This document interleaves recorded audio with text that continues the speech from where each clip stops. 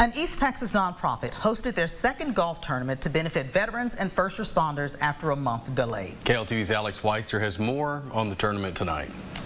Operation True North hosted their second annual Patriot Day Golf Classic. The tournament has all of its proceeds go towards helping Operation True North with their goal of helping veterans, first responders, and their families. The services ranging from family and peer groups to counseling.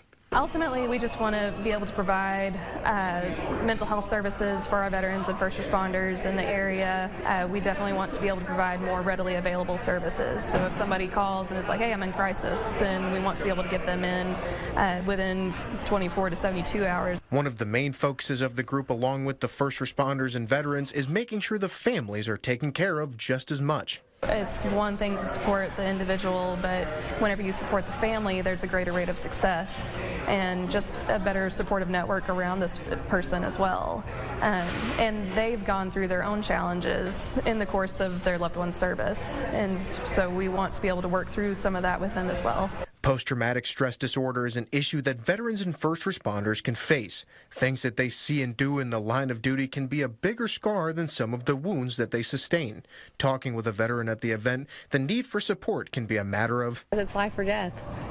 Some battles are harder with a gun on the battlefield, and some are mental tolls of things that actually took place on the battlefield, or different things. Alex Weister, KLTV 7 News. The tournament usually takes place on September the 11th, but storms in the area forced them to reschedule the tournament. For more information on the group and services offered, you can visit their website. They also have a Facebook page. We've put those links in the big red box on kltv.com. You can also just scan the QR code that you find there on your screen to find out more information.